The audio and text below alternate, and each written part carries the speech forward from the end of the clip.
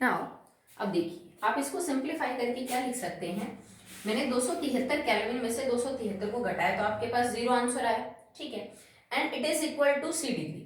अब इससे मेरे को क्या समझ में आ रहा है कि एक्चुअली में जो डिग्री सेल्सियस टेम्परेचर है वो 0 के बराबर है, मतलब 273 अगर मैं केल्विन यहाँ पे पुट करूं तो मेरा डिग्री सेल्सियस के अंदर आंसर 0 आ गया।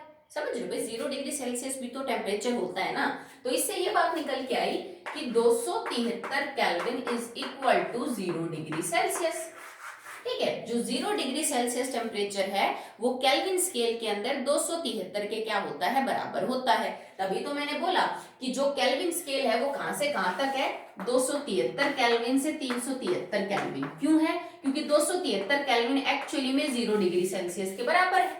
जो पानी का फ्रीजिंग पॉइंट है ये भी पानी का फ्रीजिंग पॉइंट है, ये भी पानी का फ्रीजिंग पॉइंट है। अब आप एक बार 373 रख के देखिए। अब अगर मैं यहाँ पे 373 रखती हूँ जहां पे मैंने 273 रखा, अब हम ये चीज कर रहे हैं 373 के लिए। यहाँ पे 373 इज इक्वल टू 273 प्लस में डिग्री सेल्सियस, तो 373 माइनस में 273 is equal to degree Celsius. Answer क्या आ जाएगा, 100 डिग्री सेल्सियस। मतलब 373 केल्विन टेम्परेचर कितने डिग्री सेल्सियस के बराबर है, 100 डिग्री सेल्सियस के बराबर। तभी तो हमारा स्केल देखो 0 डिग्री सेल्सियस से 100 डिग्री सेल्सियस तक या फिर 273 केल्विन से 373 केल्विन तक वेरी करता है। ओके, ये वाली इक्वेशन केल्विन को सेल्सियस और सेल्सियस को केल्विन दोनों में आप यूज कर सकते हो। अभी तक मैंने जो भी एग्जांपल आपको बताए उसमें मैंने केल्विन को कन्वर्ट किया डिग्री सेल्सियस में। एक दो सिंपल एग्जांपल और कर लेते हैं इसके, फिर हम सेल्सियस को केल्विन में बदलेंगे और इससे भी सिंपल बता देंगे। अगर आपको ये फॉर्मूला भी याद नहीं रहता है तो और भी आसानी से आप कर सकते हैं। जैसे मान लीजिए मुझे कन्वर्ट करना हो 50 केल्विन को इनटू डिग्री सेल्सियस में कन्वर्ट करके बताइए भाई क्या होगा। तो आपने लिखा k की जगह 50 प्लस में इज इक्वल टू 273 प्लस में degree Celsius. So now degree Celsius is equal to 50 minus में 273। ठीक है, मैं डिग्री सेल्सियस को इधर ले आई और 273 जो है आप इसको यूं लिख सकते हो। ठीक है, सी जो मैंने सिर्फ साइड बदल दी, अगर आपको इसमें भी कंफ्यूजन है तो आप यूं कर लीजिए।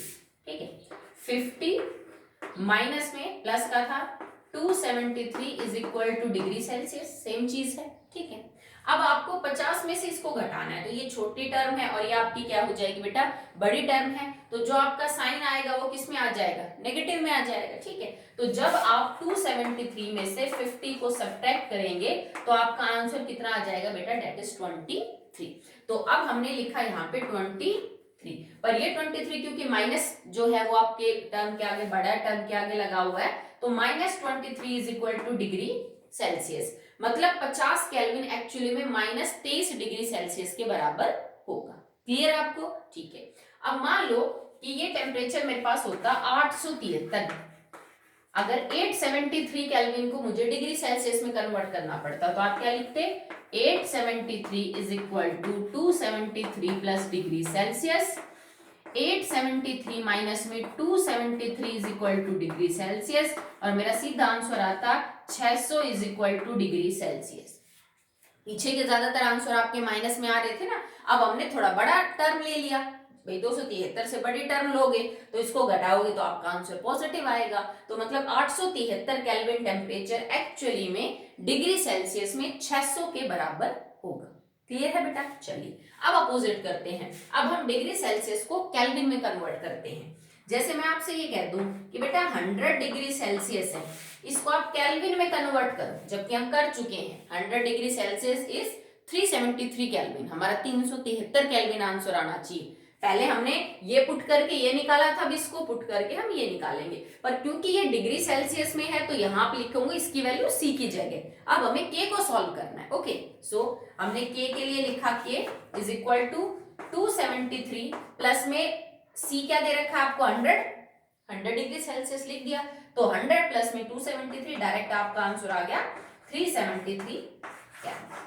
ठीक है, तो मतलब 100 डिग्री सेल्सियस केल्विन में कितने बराबर हो जाएगा, 373 केल्विन के बराबर हो जाएगा। ओके, चलिए और टेम्परेचर कर लेते हैं। जैसे मान लीजिए आपको 25 डिग्री सेल्सियस टेम्परेचर दे रखा है कि 25 डिग्री सेल्सियस को आप कन्वर्ट कीजिए इनटू केल्विन। तो आप क्या करेंगे भाई, केल्विन मेरे को पता करना है, 25 प्लस में 273, ठीक है, 25 डिग्री सेल्सियस टेम्परेचर है, 273 मैंने जोड़ दिया, मेरा क्या आ गया, दैट विल बी 298। तो मतलब 25 डिग्री सेल्सियस एक्चुअली में केल्विन में किसके बराबर हो जाएगा, 298 केल्विन के बराबर होगा।